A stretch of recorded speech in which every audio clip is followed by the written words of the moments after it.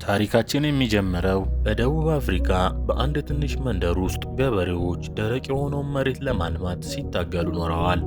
ነገር ግን ሕይወት ቀላል አልነበረችም። ከጠዋት እስከ ማታ ደክመው ትንሽ ምርት ብቻ ያገኙ ነበረ። አንድ ቀን ግን ያልጠበቁት ነገር ይከሰታል።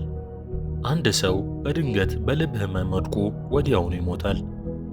አንድ ገበሬም ከጎኑ ቆሞ ነበረ። ይህን ድንገተኛ ሞትም መቀበል ተስኖት ቀረ። አንድ ደቂቃ ወንድሙ ያወራው ነበረ። በሚቀጥለው ደቂቃ መሬት ላይ ወድቆ ነበረ። ከዛም የቀብር ስነ ስርዓቱ ካለቀ በኋላ ወደ ቤቱ ተመለሰ። ከሚስቱ ከሴት ልጁና ከወንድ ልጁ ዊሊያም ጋር አብረው ይኖራሉ። ዊሊያም በተፈጥሮ ብልህ ልጅ ነው። እድሜው ገና ቢሆንም አእምሮ ከእድሜው በላይ ነበረ። ሬዲዮዎችንና ኤሌክትሮኒክስ ዕቃዎችን የመጠገን ልዩ ተሰጥኦ አለው።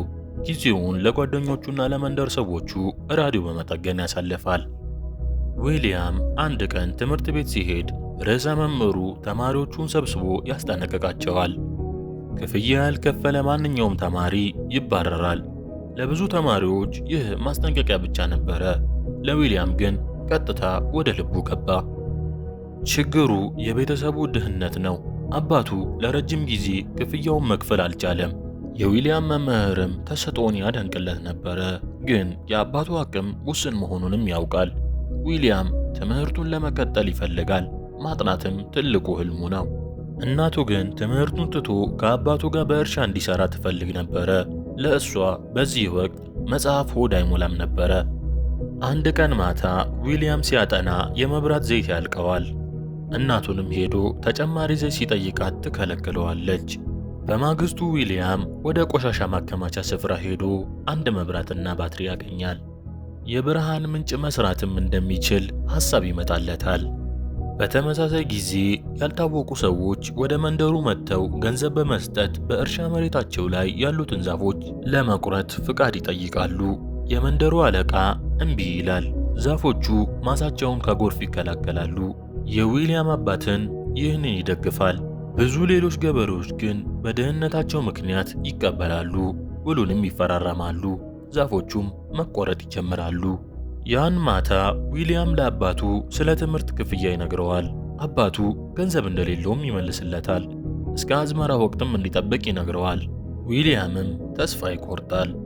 በማግስቱ ዊሊያም ትምህርት ቤት ሲሄድ የመምህሩን ብስክሌት ያያል። መብራት አለው፣ ግን ባትሪ የለውም። ከዛም ዊሊያም ፔዳሉ ሲሽከረከር ብርሃን እንደሚያበራ ያገኛል። ይህ እንዴት እንደሚሰራም ማወቅ ይፈልጋል። ወደ ክላስ ሲደርስ ግን ርዕሰ መምህሩ ክፍያ ያልከፈሉ ተማሪዎች በቅርቡ እንደሚባረሩ ይናገራል። ከትንሽ ጊዜ በኋላ የክረምት ወቅት ይመጣል። ከባድ ዝናብም መንደሩን ያጥለቀልቃል። በተለመደው ጊዜ ይህ ዝናብ ደስታ ያመጣ ነበረ። ነገር ግን ዛፎቹ ስለተቆረጡ ውሃው ወደ የትም ሳይመራ በቀጥታ ወደ ማሳዎቹ ይገባል። የዊሊያም አባት እርሻም ሙሉ በሙሉ በጎርፍ ይጥለቀለቃል። በዚህ ዓመት ደክሞ ያፈራው ምርት በአንድ ማታ ውሃ ውስጥ ይዋጣል። አባቱ የፈራረሰውን ማሳ ተመልክቶ ልቡ ይሰበራል። ምግብ አቅርቦታቸውም እያለቀ ነው። ተስፋ ለማድረግ ወደ ወዳጁ ሄዶ የቀሩትን ዛፎች ለመታደግ የቆጠበውን ገንዘብ መጠቀም እንደሚፈልግ ይነግረዋል። ወዳጁ ግን ድርቅ ሊመጣ ስለሚችል እንዲቆጥብም ይመክረዋል። ገንዘቡ በችግር ጊዜ የበለጠ ጠቃሚ እንደሚሆንም ያስረዳዋል። ምንም እርዳታ ሳያገኝ ተስፋ ቆርጦ ይመለሳል። ክረምቱም አልፎ በጋ ይመጣል። ትንቢቱ እውን ይሆንና መላው መሬት ደረቅና ውሃ አልባ ይሆናል። የውሃ ምንጮችም አንድ በአንድ ይጠፋሉ። አንድ ቀን ዊሊያም ወደ ቆሻሻ ማከማቻው ተመልሶ ሁለት የሞቱ ባትሪዎችን ያገኛል። እነዚህም ባትሪዎችም ጠግኖ የውሃ ፓምፕ ተጠቅሞ ለአባቱ እርሻ ውሃ ማቅረብ ይፈልጋል። ከዛም ዊሊያም በድብቅ ትምህርት ቤት ውስጥ ገብቶ መምህሩን ስለ ብስክሌቱ መብራት ይጠይቀዋል። ከዛም መምህሩ ይህ ኤሌክትሪክ ዳይናሞ የተባለ በእንቅስቃሴ ኤሌክትሪክ የሚያመነጭ መሳሪያ እንደሆነ ያስረዳዋል። ዊሊያምም ገንዘብ ስለሌለው የራሱን ዳይናሞ መስራት ይችል እንደሆነ መምህሩን ይጠይቀዋል። መምህሩም ስለ ኤሌክትሪክ የሚያስረዱ መጽሐፎች በቤተ መጻሕፍት ውስጥ እንዳሉ ይነግረዋል። ችግሩ ግን ዊሊያም ክፍያ ስላልከፈለ ወደ ቤተ መጻሕፍት መግባት አይችልም። ዊሊያም ግን ሌላ አማራጭ ያገኛል። የመምህሩን አንድ ሚስጥር እንደሚያውቅ ነግሮት ያንን ሚስጥር ደብቆ እንዲይዝ ከፈለገ ወደ ቤተ መጻሕፍት እንዲያስገባው ፍቃድ እንዲያገኝለት ይጠይቀዋል። መምህሩም ምንም አማራጭ ስለሌለው ተስማምቶ ያስገባዋል። በቤተ መጻሕፍቱ ውስጥ ዊሊያም ስለ ኃይል፣ ኤሌክትሪክና ማሽኖች የሚያስረዱ በርካታ መጻሕፍት ያገኛል። ገጾቹንም በፍጥነት ገልጦ በደስታና በጉጉት ይጠመዳል። እነዚህ መጻሕፍት የራሱን ዳይናሞ እንዲሰራ ሊረዱት እንደሚችሉም ይረዳል። በሌላ በኩል ደግሞ የመንደሩ አለቃ ከመንግሥት ባለሥልጣናት ጋር ተገናኝቶ የመንደሩን ችግር ያስረዳቸዋል። ሕዝቡ በድህነትና በረሃብ እየተሰቃየ ስለሆነ የገንዘብ እርዳታ ይጠይቃል። ባለሥልጣኖቹ ግን አለቃውን ወደ ጎን ወስደው በግልጽ ይነግሩታል የመጡት ድምፅ ለማግኘት እንጂ ችግሩን ለመፍታት እንዳልነበረም። አለቃውም መንደርተኞቹ በራሳቸው ካልሆነ ማንም ችግራቸው እንደማይፈታላቸው ይረዳል።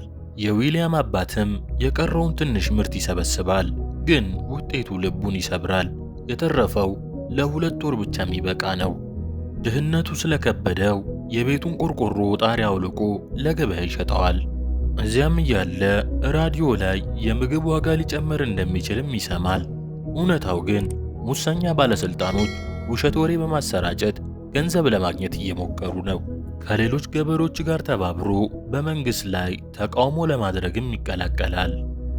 እሱ ከቤት ወጥቶ ተቃውሞ ላይ ያለ ሌቦች ከቤታቸው በኋላ በድብቅ ገብተው የተከማቸውን እህል ሙሉ በሙሉ ይወስዱባቸዋል። የዊሊያም እናት ወደ ቤት ተመልሳ ይህን ስታይ ልቧ ተሰብራ ታለቅሳለች። ያለቻቸው ትንሽ ነገር እንኳን ተወስዶባቸዋል። ተስፋቸው ሙሉ ለሙሉ ይሟጠጣል። ከዛም ቤተሰቡ ተሰብስቦ ከዚህ በኋላ በቀን 1 ጊዜ ብቻ እንዲበሉ ይወስናሉ። ያን ማታ ዊሊያም ለእህቱ ስለ መምህሩ ዳይናሞ ይነግራታል። ውሃ ፓምፕ ለማንቀሳቀስም እንደሚያስፈልገው ያስረዳታል። በማግስቱ ግን ዊሊያም ከእንጨት ሥራ ሲመለስ አንድ አስደንጋጭ ነገር ያገኛል። እህቱ ጠፍታ ነበረ። ወላጆቹ ልጃቸውን አጥተው ልባቸው ተሰብሮ በእንባ ይዋጣሉ። ዊሊያም ወደ ክፍሉ ሲገባ ግን ከመምህሩ ብስክሌት የተነሳውን ዳይናሞ ትታለት ያገኛል። ከመምህሩ ጋርም ሸሽታ እንደሄደች ይገነዘባል።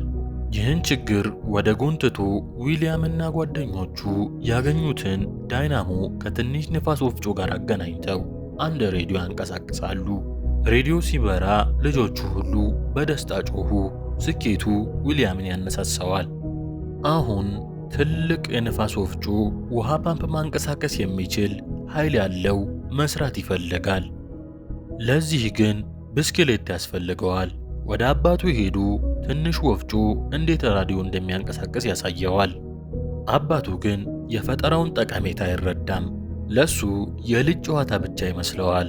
ዊሊያም ትልቁን የንፋስ ወፍጮ ለመስራት ብስክሌት እንደሚያስፈልገው ያስረዳል። ብስክሌቱም ተበታትኖ ዳግም መንዳት እንደማይቻልም ይነግረዋል።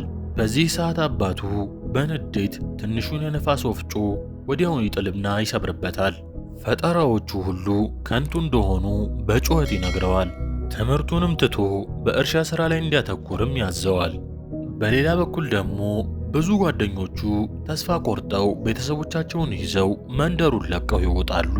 ለተሻለ ሕይወትን ፍለጋ ወደ ሌላ ቦታ ይሄዳሉ። ዊሊያም ግን ተስፋ አልቆረጠም። ትልቅ የነፋስ ወፍጮውን ሰርቶ ውሃ ማምጣት እንደሚችልም ደግሞ ይነግራቸዋል።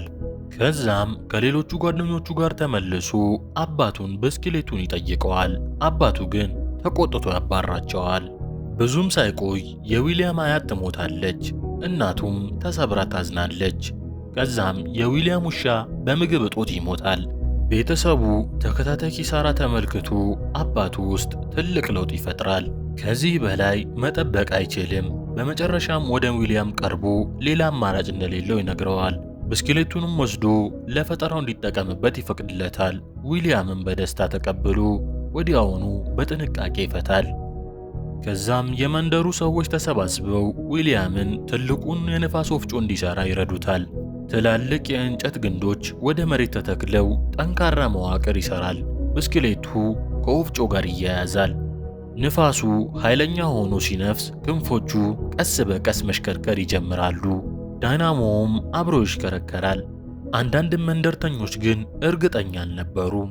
ሌሎቹ ግን የሚያጡት ነገር ስለሌላቸው ተስፋ ይዘው ይረዳሉ። ከጥቂት ጊዜ በኋላ ባትሪው ይሞላል፣ የውሃ ፓምፑም ይሰራል። ውሃ ወደ ደረቁ ማሳዎች ሲፈስ ማየት ሲጀምሩ መጀመሪያ ማመን አልቻሉም። ከዛ ሁሉም በደስታ ይጮኻሉ። ዊሊያም የማይቻል ይመስል የነበረውን ነገር አሳክቷል። አባቱ በእንባ ተሞልቶ በኩራት ያቅፈዋል። አረንጓዴ ሰብል በዊሊያም ማሳዎችና በመላው መንደርም ማደግ ይጀምራል። ያለ ፈጠራው ብዙዎቹ ከድርቅ ላይ ተርፉ ይችሉ ነበረ። ዊሊያም ወደ ነፋስ ወፍጮ ጫፍ ላይ ወጥቶ በፊት ደርቀው የነበሩትን ማሳዎች በአረንጓዴ ተሸፍነው ይመለከታል። ይህ ልቡን በኩራት ይሞላዋል። ብዙም ሳይቆይ የፈጠራው ታሪክ ከመንደሩ ወጥቶ በየቦታው ይሰማል። ትምህርት ቤቱም ስለ ስኬቱ ሲያውቅ ጊዜ የዕድሜ ልክ ስኮላርሺፕ ይሸልመዋል። ዊሊያም ከዚህ በኋላ ስለ ትምህርት ክፍያ ሳይጨነቅ ትምህርቱንም ይቀጥላል። ሕልሙ በመጨረሻ እውን ይሆናል። በዚህ መልኩ ነው የዊሊያም አስደናቂ እውነተኛ ታሪክ የሚጠናቀቀው። ከጨለማ ወደ ብርሃን፣ ሐዘን ደግሞ ወደ ደስታ የተጓዘ ታሪክ። ፊልሙን ከወደዳችሁት ላይክ እና ሰብስክራይብ በማድረግ አበረታቱን። በሌላ ፊልም እስከምንገናኝ ደህና ሁኑ።